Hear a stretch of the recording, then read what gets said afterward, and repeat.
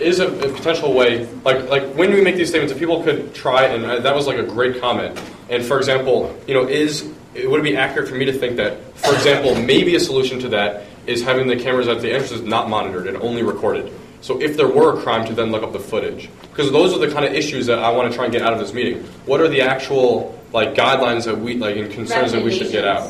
So is that like a fair thought on that? Like maybe that if they were only recorded, that might be a.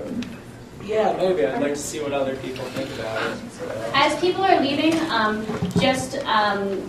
there's a sheet of paper in the back over there that says emails for security camera email list, and if you could just write your name on that, then we can send on to you any specific feedback that we have from this meeting, or that we get from this meeting. But obviously we will make general announcements to the whole community, but some people care more passionately about it than others, and we would read those emails. So there's an email list over there. Let's go in the back. Okay, I think now that we've put ourselves in the beginning process of whether or not cameras should be on, I think we should focus on, from there, a tier factor. So if we're going to have yes and no, and the reasons why, and the majority of the students, this should be for us. We live here, and it should be our concerns first, and yes and no, and then from there, the parameters of which, how they will be used, whether or not they'll just be used for recording or constant surveillance, or anything from there. But I think we should just stick with the yes and no and the basics first.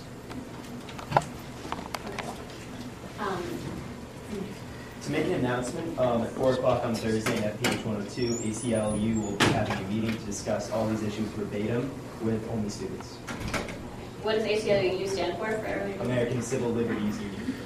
This is this coming Thursday again? Yep, it's a coming Thursday. Only students are allowed though. What? That's what. In the back. So, we have no data at this meeting on how many car break-ins and/or assaults there have been. Delrick, do you have those numbers, or do you want to speak to that? Well, the data with respect to incidences that have been reported is on the clear side. It's so we don't have any data. Pardon me? So, sorry, could you repeat that?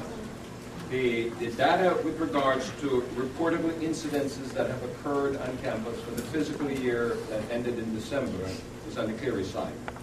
I didn't bring a copy of it with me. And those are just reportable offenses. You have to bear in mind that not all incidences that occur on campus is a clearly reportable incident.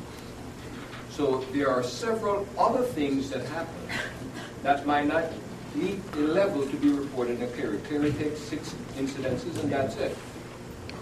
Let me ask the question differently, if you don't mind, because part of the reason why it came to my mind is that one assault, from my mind, is too much. So I've heard people say several times, is there a significant number of assaults that have happened? If people want to weigh in on what might a significant number be, I'd like to have that as part of the record of the conversation as well. Are there direct responses to that statement? Okay, in the back. If we're talking about one assault being too many, I think there have been assaults in people's rooms, there have been assaults in the quad, there have been assaults everywhere on campus. That's why I'm asking the question. That's why I want to know. What kinds of things can we do? That's exactly why I'm here. I want to hear people's constructive comments. That's also why I'm saying if there are people in the room, because again, I'm trying to hear everybody. So if there are people in the room who feel there's a certain level at which the question now becomes an issue, that would be important for us to know as well. Right below. I want to voice a concern that was kind of touched on, but I don't think it was exactly pronounced. I think it's really, I'm really bothered by the way that security cameras might change the nature of probable cause, and I think Megan was talking about it before.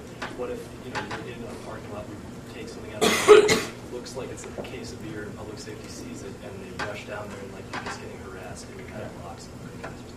And secondly, I'd like to propose to make a proposition. I'm really concerned that this is the first thing that we're using security cameras as a crutch. I think that we are a union community, as Calder said. We can think of grassroots movement, more organic, resolutions to this kind of thing. I would like to propose one being a community a student-run like surveillance group or something, like people having shifts, volunteers going out, like a neighborhood watch. I don't understand why we're like falling back onto some kind of authoritarian surveillance. It's really scary. I think that's a really good point. And on Thursday, like if people want to come in and like get into those sort of issues and be like, okay, we could do community watch programs. Here are my ideas about that. Here are my ideas about putting out more emergency phones. Is that fair to have that discussion like when we have as many hours as we want? I think community council should stop interjecting in the conversation and let them know. Thank you. Because you're framing the debate. You're framing the debate. Honestly, that's what I wanted to say. Something I'm noticing, and forgive me if I'm wrong, is that in the rhetoric that's being used to address these issues, what we're missing is a fundamental objection to the use of these cameras. And what's happening now is it's becoming a conversation about how they will be used. Within that, the assumption that they will be used. And I really, really, really object to that. And I think that we need to step back and understand that there's a strong wave of objection to this issue. You're here.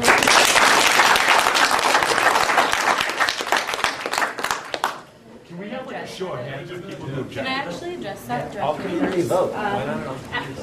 There's someone speaking. I want to address that directly. I think that there clearly is a lot of objection, but I think the point of having a discussion is so that everyone's voices can be heard.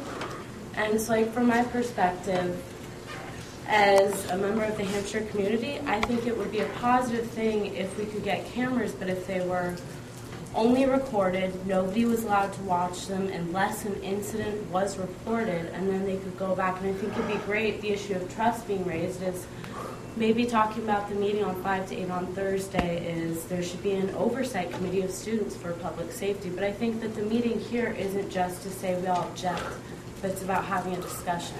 And I think that you need to hear all sides of the debate without, but a lot of people haven't spoken yet, and I feel like me personally, my voice hasn't been heard, and that I do support it in a certain aspect. So I think that we have to have discussion before we can say that we all object. We want to have a discussion. The issue that she's bringing up is that she, at least as my understanding, correct me if I'm wrong, that in community council interjecting to the degree that they are is directing the conversation to a specific end. That's running contrary to the point you just made. So Yes. I will also say that I also feel like it is important to have some type of constructive force, only a more neutral one because we do have a minimum time. I want to actually go back to a point that John made earlier about likening the cameras as a piece of equipment and a tool and a piece of technology. And that is something that I actually sort of agree with him on in terms of we have been talking virtually nothing about the technological implementation of setting up these security cameras. And I think that's actually a really central point to what's going on. Given all the objections and the general sentiment about the ramifications of putting these up in terms of everything, the whole Big Brother-esque questions that are being brought up, I think the only way that these are going to work is if everybody has equal access to everything that these cameras output. And it's not just something that public safety can look at or the administration of this college can look at. If these are really to protect us and to serve everybody, every member of this community, then I think there should be mandatory 24/7 live access by students, staff, and faculty in this community if they are put up. And I think that's the only way it's going to work. Just a direct response to that, would something like having a log of videotapes in the library? I think something like we have cable, internet, live streaming on the internet, on a website, available to everybody in the login, internet login, and we have cable going to every single mod and lounge. I think there should be channels on cable for people to go into a lounge in Dakin or in Merrill or in their mods to just flip